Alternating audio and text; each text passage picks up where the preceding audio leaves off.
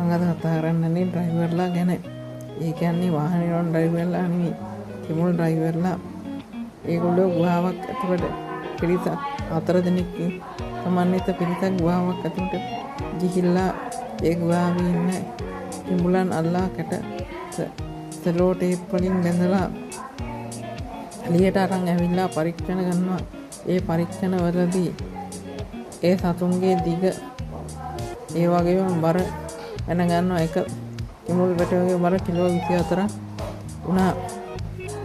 ඒ පැටවුන්ගේ කටේ සිලින්ඩරාකාර බටයක් ඇතුළට දමා යලි සෙලෝ ටේප් වලින් ගැටගත්තා බටයක් දමා කට ඇතුළට වතුර යවා බඩේ තිබුණ ගල් ඔවුන් එළියට ගන්නවා.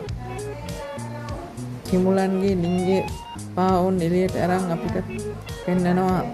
මම මේවා බැලුවේ ඇනිමල් ප්ලැනට් වලින්.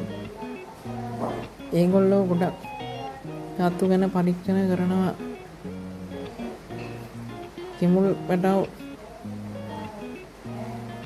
ලොකු වුණාම දඩයම් කරනවා. මිනිසුන් පවා ඔවුන්ගේ ගොදුරු වෙනවා. තව ඔවුන් වතුර යටදී කට අරගෙන සිට මසුන් අල්ලනවා. මේ ආකාරයට ඔවුන් දඩයම් කරනවා. මං ආසම සත්තු ලෙස මාළුවා ගන්න පුළුවන්. මාළුන් ගොඩබිමේ ජීවත් වන්නේ නැහැ. ජීවත් වන්නේ වතුරේ.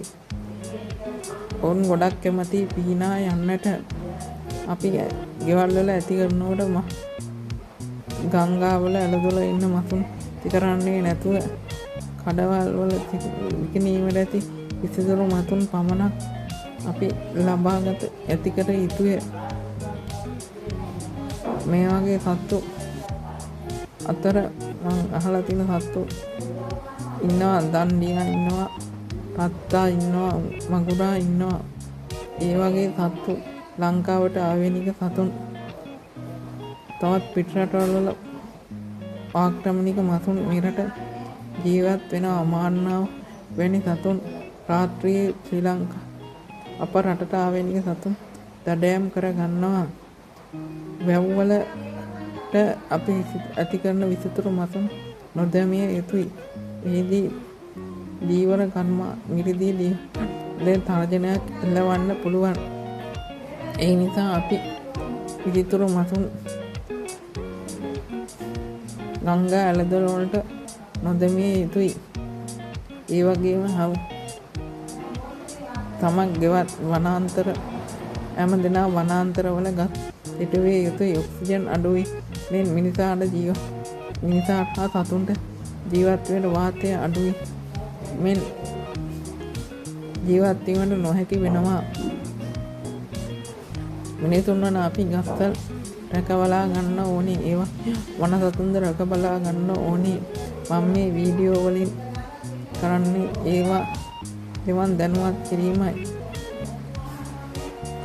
ඒ වගේ දේවල් අපි කරන්න ඕනේ. මං ඇත්තටම සතුන්ට ආදරෙයි. ගස්වල වලට ආදරෙයි. ඒ නිසා තමයි මේවා කරන්නේ. ඕගොල්ලෝ හැමෝටම ගොඩක් ස්තුතියි මේවා අහගෙන ඉන්න එකට. මෙයාගේ දේවල් මට කරන්න හිතුනේ.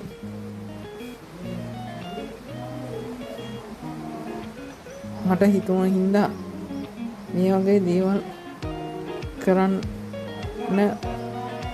තියෙන්නේ. මේ තාක්ෂණය තමයි. තාක්ෂණය හැමදාම හොඳ දෙයකට යොදා ගන්න ඕනි. සිංහයන් වන සතුන් රාත්‍රියට දඩයම් කරනවා. ඔවුන් රාත්‍රියේ තනි වෙන්න අලපටවුන් තවාගොස් රන්තුව පිටින්ම ඔහුගේ පසුපස පන්නා ඔවුන් දඩයම් කිරීමට සමත් වෙනවා. මෙවැනි භයංකර සතුන් ලෙස තවත් සත්තු වන චීටා, දිවියා, වලහා වගේ සත්තු රම් කරන්න පුළුවන්. මේ වගේ විලෝපික සතුන් දැන් වඳවීමේ තර්ජනයට ලක් වෙලා තියෙනවා. ඒ දඩයම් කිරීම වැනි හේතු නිසා. නමුත් ඒවාට නීති පැනගත් ඒවා හොර රහසේ සිදු කරන වනාන්තර වලට කිසිවෙකුට තුළු වීමට නොදිය යුතුය. වනාන්තරේ කැමරා කරන කට්ටිය හැර